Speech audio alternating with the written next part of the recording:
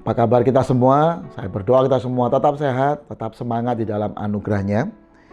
Yohanes 17 ayat 19.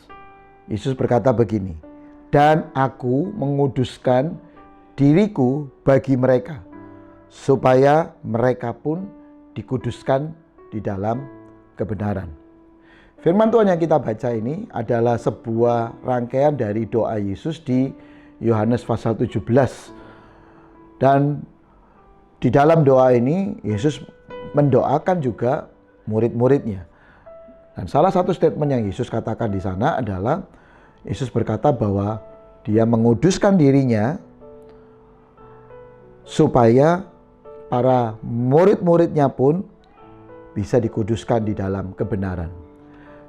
Izinkan saya mencoba melihat kebenaran firman Tuhan ini dari sudut pandang yang sedikit lebih ke sudut pandang sumber daya manusia.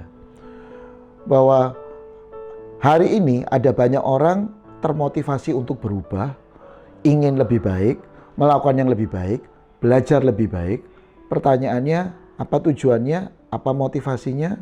Tujuan dan motivasinya seringkali agar saya bisa mencapai prestasi lebih baik, saya bisa mencapai prestasi lebih tinggi, saya bisa menggapai kesuksesan-kesuksesan yang lebih baik. Intinya semuanya ditujukan untuk kepentingan diri sendiri. Tetapi menarik apa yang Yesus katakan. Yesus berkata begini, Dia menguduskan dirinya. Sekali lagi saya mencoba menerjemahkannya dalam terjemahan yang lebih sederhana, menafsirkannya secara lebih sederhana. Yesus membangun kualitas hidupnya. Tujuannya untuk apa? Agar murid-muridnya punya kualitas hidup juga yang jauh lebih baik. Pertanyaan kita semuanya, hari ini apa yang jadi motivasi perubahan hidup kita? Dunia sedang dihadapkan pada tantangan-tantangan masa depan.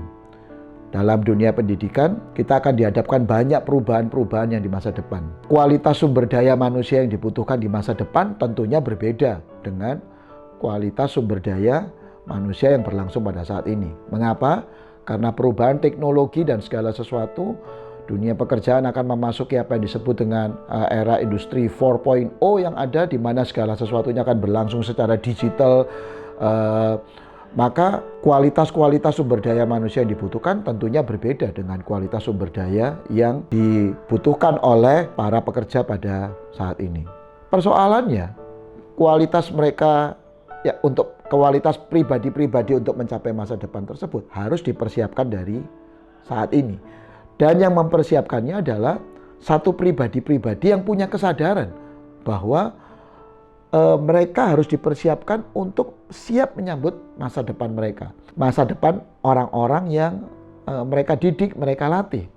Untuk itu mau tidak mau, maka para pendidik yang ada atau orang-orang yang membina orang-orang yang ada harus juga mulai mengarahkan diri, mempersiapkan diri untuk mereka juga mengenali target-target perubahan zaman yang ada. Karena ketika mereka mempersiapkan diri perubahan-perubahan yang ada, maka mereka bisa merubah, mendidik generasi yang baru yang ada di bawah mereka agar mereka juga memiliki kualitas yang lebih baik di masa depan sesuai tuntutan zaman yang dibutuhkan oleh mereka. Saya percaya bahwa kalau kita tidak berubah, kita sendiri akan punya persoalan. Karena masa depan akan berubah, kalau kita tidak berubah, maka kita sendiri sebenarnya akan punya persoalan. Tapi saya ingin mengajak kita melihat hal yang lebih penting juga, bahwa kalau kita tidak berubah, maka generasi yang ada di bawah kita, mereka tidak akan punya kesiapan di masa depan. Ada seorang sahabat yang mengungkapkan sebuah ungkapan begini, kalau hari ini kita tidak berubah, kita sedang merampok masa depan generasi kita. Artinya, kita sedang merampok generasi pribadi-pribadi yang ada di bawah kita atau generasi selanjutnya. Karena kalau kita tidak berubah mempersiapkan diri untuk sebuah masa depan, kualitas-kualitas masa depan yang ada, maka generasi yang ada di bawah kita tidak pernah disiapkan untuk punya kecakapan-kecakapan demikian.